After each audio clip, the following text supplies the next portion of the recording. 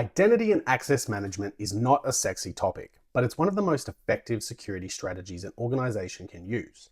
Microsoft Entra's conditional access uses signals to make access decisions and enforce organizational policies. Put simply, if someone wants to access something, it needs to follow the rules that you define. So let me show you a few quick rules that you can quickly implement to boost your organizational security. And if you like this sort of content, please chuck me a like and subscribe to support me making these videos.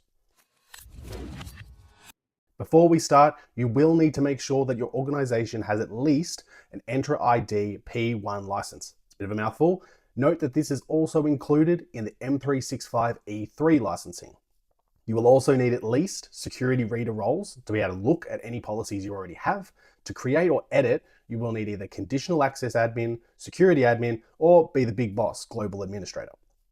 Now, we mentioned signals before, and these are just what Microsoft needs to be able to make decisions on allowing or denying access. And signals can come in the forms of lots of different things, such as the account itself, the IP address, the device, the application, or even if you have the fancier licensing, risk detection scores. Essentially, all this means is access or controls can be applied depending on who is trying to do what, from where, and how you're trying to do it. So conditional access is just the judge of the rulebook. It's being asked, can I access this? And it will look at the signals and decide yes or no. So to do this, go into Microsoft Entra's Admin Center, navigate to Protection, Conditional Access, and Policies, and let's look at some rules we can put in. First, requiring MFA for admins or privileged users. It's really important that you lock down the most powerful accounts because if these are breached, you've just given them the keys to the kingdom. To do this, after creating a name, you're going to select Assignments and choose privileged role types, not specific users. This means any other future accounts created with permissions will automatically be under the policy. You're going to select all the target resources you need. So again, target your admins, privileged users, and under access controls, you just simply enable require multi-factor authentication. Please remember to have an emergency backup break glass account excluded, something with a really long secure password, just in case your MFA method is unavailable. Second is blocking legacy authentication protocols. Things like IMAP, POP3, SMTP, they do not support MFA, meaning they can be a backdoor.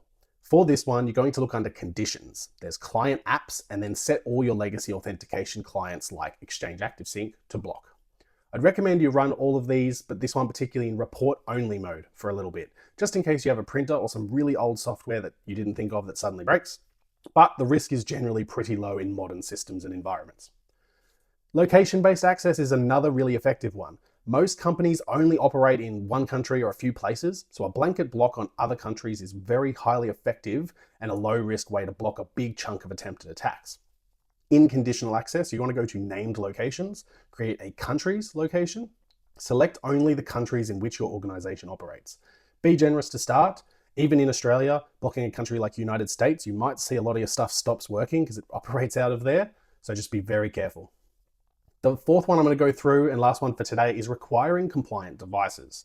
If you use Microsoft Intune to manage your devices, this can be very effective, but also very risky if your devices fall out of compliance, like failing to update, or if people are allowed to use things like personal mobiles to access work stuff. I'd recommend you check your Intune device compliance status before rolling this one out, but this one's actually really simple. You simply go into access controls and then require device to be marked as compliant. You just tick that, enable that, and off you go. If this is all a bit much, there are a lot of template policies you can start with. Remember to start small, enable these as report only to monitor those potential impacts before enforcing. If you set up too many deny by default policies, you may be so secure that you lock yourself out. That's all for today. Let me know in the comments if that's helpful, and I'll see you in the next one.